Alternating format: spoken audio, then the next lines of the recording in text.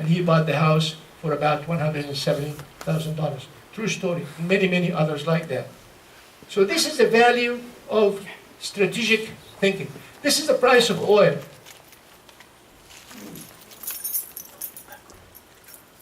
This is the price of oil in US dollars. As you can see, oil prices were kept steady through a lot of activities by people who actually drilled what we call horizontal drilling from Kuwait into Iraq.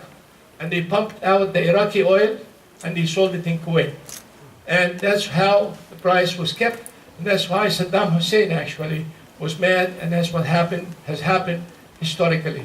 But then prices started going up through speculation, went to $158 a barrel of oil, and we have issued a statement saying that oil cannot stay there, it should go down, and actually it went down.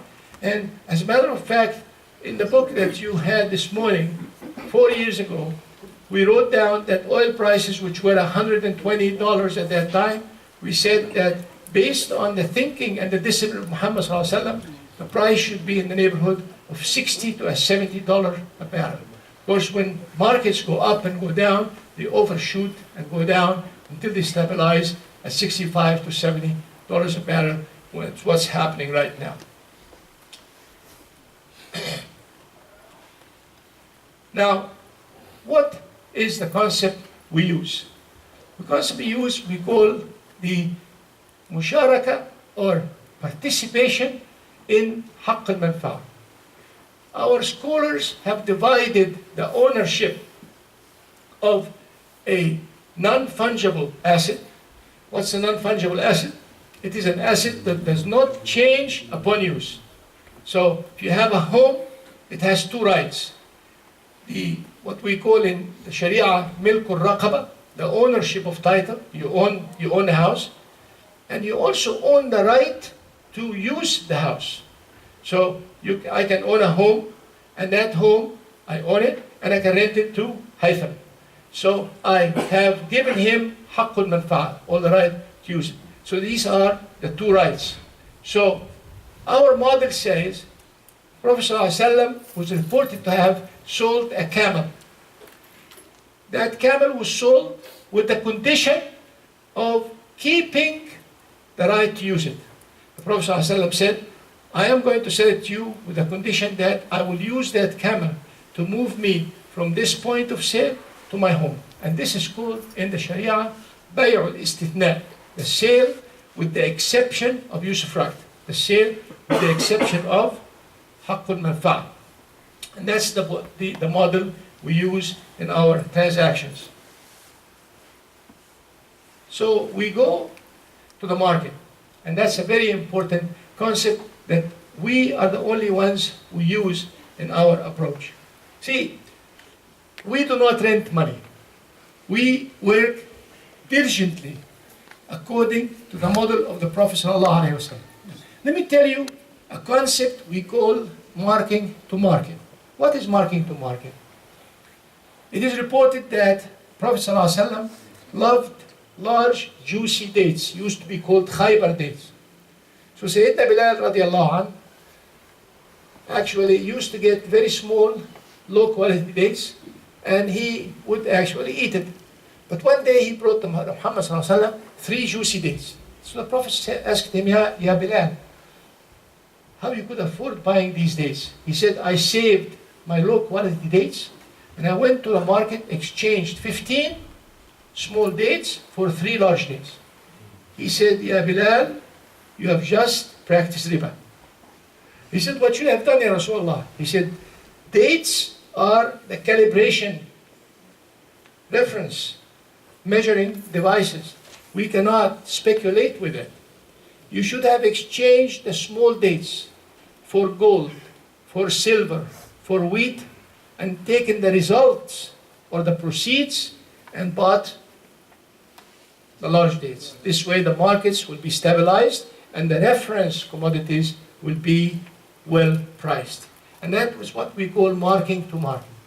And that's why when you come and say, I want to finance a house, the first question our finance officer will ask you is, where is the house?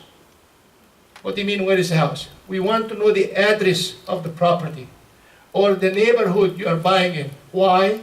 Because, Mr. Customer, we want you to go and study the actual live market. If I were to buy this house as an investment, remember the word investment versus renting money. If I were to buy this house as an investment, how much can I rent it for? Isn't that what you do? If you invest the money, you want to know how much money you are going to get in return. So, customer gets free estimates, and the financial officer gets free estimates. We have 6 estimates, and now we have 6 estimates to get the average, so we know how much is the rental rate. Now, let me tell you the real difference between the riba-free financing and the riba-based financing. This is what we call riba-based financing. You go to the bank, and Brother Ali knows, the bank will tell you, I'll give you a loan of $200,000. I'm going to give it to you for 30 years, and I'm going to rent you the money at 5%. Isn't that what you do at the bank? They have a program, computer program called an amortization schedule. They plug it in, and they come up with the monthly payment. And you call the customer service, tell them how much is the monthly payment. He'll tell you $1,500. How much is the interest rate? It's 5%. No, I don't want 5%. Can you make it 4.9? Okay, 4.95. It is the wrong number to negotiate because the impact is very, very little on your monthly payment. But they brainwashed us to think this way because that is the way riba bankers do. In La Riba, we call riba-free program, the algorithm we devised, we invest $200,000 for 30 years. And we know the monthly rent of the property, and the unknown is a percentage sign, which is the rate of return on investment. Am I clear, or should I repeat it? Repeat.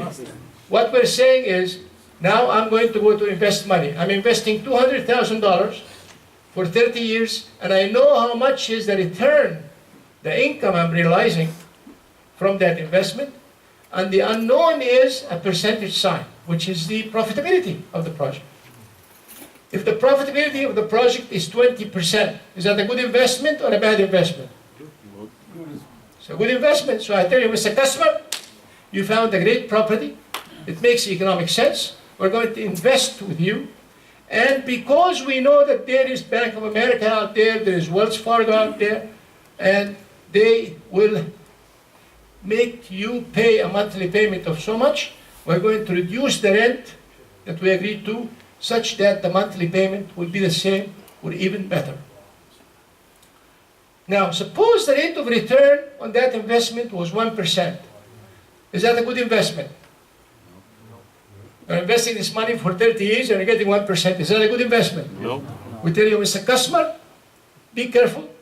This house is overpriced. We strongly suggest that you back off and find another house. And as a matter of fact, we've had many cases like this all over the United States. We've had bankers and brokers call us up and say, well, houses that you reject, please bring it to us so we can finance it. We tell them, no, we are not in that business. Is that clear? So we talked about the definition of riba. We talked about the gold and silver and staple food as references. We talked about marking to market, and we talked about the investment versus lending. And we found out, suppose the rate of return was 4.5%. I'll come to you. Suppose the rate of return was 4.5%, which is not 5%, which is what Bank of America and Wells Fargo are charging. We tell you, Mr. Customer, we think you can go back to the seller and you can renegotiate the price and you cut it by $40,000 so you can get a good rate of return. Have this happened before? Yes, we have. We have actually helped customers renegotiate the price and make it more effective an investment. Yes? How do you calculate the monthly rent for? Oh, we don't calculate the monthly rent. We go to the market. We go to a real estate agent, Brother Ali or others, or brokers, say, well, I am buying a property as an investment on this address. how much can I rent it for? They will tell you the market says $1,300 or the market says $2,000. And so you come up with 3 estimates. You can go to the internet. Actually, there are data on the internet. And your finance officer will come up with the estimate. We have 6 data points, get the average, and that is what we do. So kind of address I use to find the head how much will be the house. Say it. When you calculate that one average of that, Exactly, we get the say return on you investment. pay 30 Exactly. years every month with that amount. Right, so Doesn't matter. we can discover if this house makes economic sense or not. Because a Muslim is the custodian of what Allah gives him on earth, and he's a representative of God, and he's supposed to be managing these assets prudently on behalf of Allah subhanahu wa ta'ala. Now, this is essentially what we do. So let me tell you how we conduct that business. I'll turn the lights on and then I'm going to stop. Now, so how is the process work? You call us up and say, I would like to buy a house. We evaluate the prudence of buying the house. We say, Brother Ali, I'm saying Ali because Ali has had a long discussion with me. We are going to buy the house, alhamdulillah. So we go together and buy the house. Suppose you put in 5% and you put in 95%. In other words, the customer, what's your name? Muhammad. Brother Muhammad will put 5%. In other words, we'll put, let us say, $5,000 and we'll put $95,000. So we buy it together. And then you tell me, La Riba, or Bank of Whittier, I don't want you to be in my life for the rest of my life. I want to be the owner of this house. But there's no problem. We're going to sell you back our 95% of the 95 shares at the same price instantaneously. There is no increase in the price. Well, but you'll tell me, how can I pay $95,000? I say, no problem. You can pay it over a period of 30 years with no increase, no riba, as a qard hasan. And we are going to put a lien on the proceeds of the rent. So the rent comes in, let's say the rent is $1,000. And in the beginning you owed 5% and we owed 95%. So you get 5% of the income and we get 95% of the income. And it goes on and on and on. So you become 50-50, then 50% of the income, we get 50% of the income. And then 70% of the income and so on until it goes to zero. Are you sharing the rent? We're sharing the rent, Okay. exactly. But you own the house. But And the share- advantage of this thing is that the title is issued in your name. We are the only finance model which is based in Bay' al-Istithna, where your name only on the title. Others put their name on the title using ruses, and I'll tell you about the So the ruses sole owner they is use. going to be me, the sole owner. You're the owner. I have no right to go into your house like the others do. The others have the right to go into your house. I don't know if you know this or not. Go into your house, fix the house, interrupt your peace, and do it without even your permission. I'm sure you know that. Yeah, yeah. If you go and read what is written in the deed and the agreements, it makes your hair stand up. And it's all in the name of Islam. See? And then, test this. Call any other Islamic finance company and tell them, I'm buying a house in Bloomington, Minnesota. So, brother, alhamdulillah, how much do you need to finance? I need $200,000. No problem. We're going to have $200,000 and the rental rate is 4.5%. So I tell our trainees, ask him, how do you know that the rental rate is 4.5%? You have no idea where I'm buying the house. You don't know if the house is overlooking a golf course or the ocean. You have no idea if this is a bedroom, 4-bedroom house, 3-bedroom. Why 4.5%? The reason why is because they use the interest rate of the day. So if it walks like a duck, if it walks like a duck, if it smells like a duck, it's a duck, regardless. Oh, I've got this Sharia scholar who do this and that Sharia scholar. We don't take a person with a bikini and dress him up with a habaya and stuff like that and make him look Islamic and God knows what's inside. You understand me? Because very few people read. Problem is, very few people read. So that is, you own title from the beginning, and then we share the rent, and there are two types of rental agreement. Fixed rental agreement from the beginning to end, or variable rental agreement. We actually don't like the variable because the way of conducting this is very difficult. And that's essentially what we do. Any questions? Yes, right. I'm going to take my jacket off, so get ready for the questions. All right. Okay. No fight. Alhamdulillah.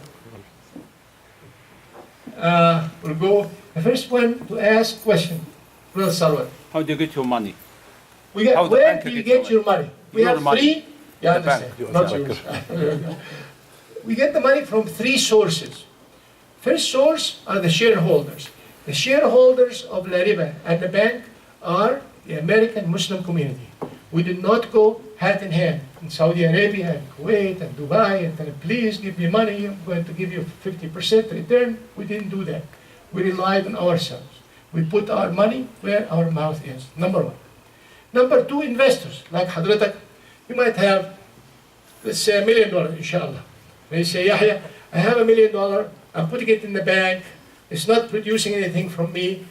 Whenever you have an investment, call me up and I will consider it, right? We have investors like that. And the third investor is the government entities, Freddie Mac and Fannie Mae. As a matter of fact, we have developed the business model for dealing with them in 1999. 1999, Freddie Mac came to our office and said, we heard about you. What do you do? We explained to them this model. They did not believe us. They said, we don't believe you do this. I said, no, we do that. So said, show me the files. We pulled out the files. They looked at the files, and the analyst said, you cannot go wrong. I'll get you. 6 weeks time. So they called back. And they said, we're going to give you $1 million at 6% as a line of credit so you can invest it. We said, we don't do it this way. We do not deal in riba. So what do you mean? I said, we do not do that. So we agreed with them that we go to them on a case-by-case basis. Like Brother Muhammad Hilal.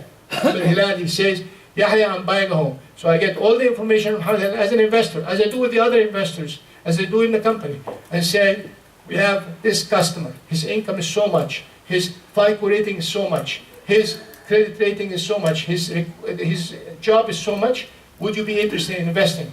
They say, yeah, would be interested in investing. I said, well, what's your expected rate of return? So if you can get me the rate of return in the market, I'll be delighted to. And that's what we do. And we actually close the deal on behalf of you as an investor. We close the deal with Brother Hilal. Everything is signed. And when we get the documents back, we send the documents to prove that we closed the deal and actually using our money. And they send us the investment that they are investing in. And we do not sell our servicing.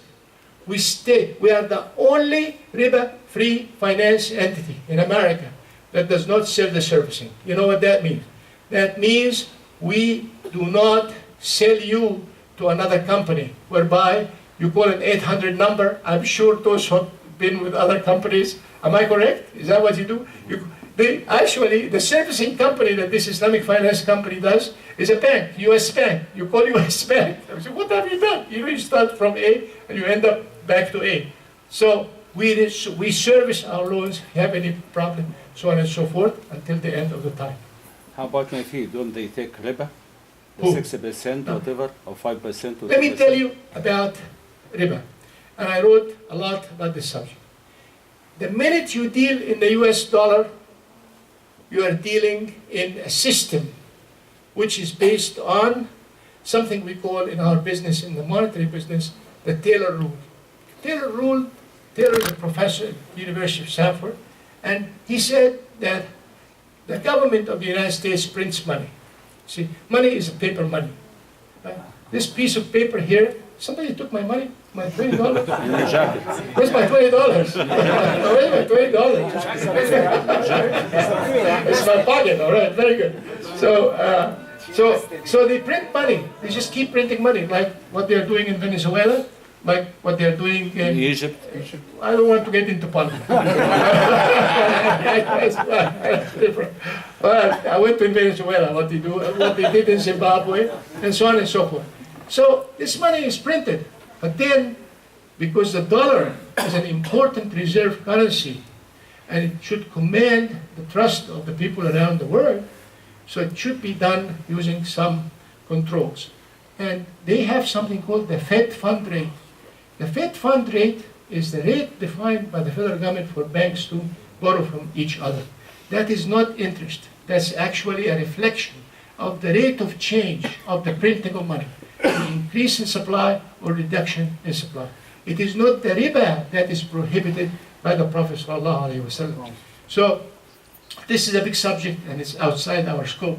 But the minute you deal with a dollar, you are dealing with System. bad problems, big problems. So that's the thing. And that is what happened and I want to, if you allow me, I want to talk about what happened in Malaysia, which I was very close, very hands-on type thing. What happened in Malaysia in 1997, 1998, there were the so-called Asian tigers.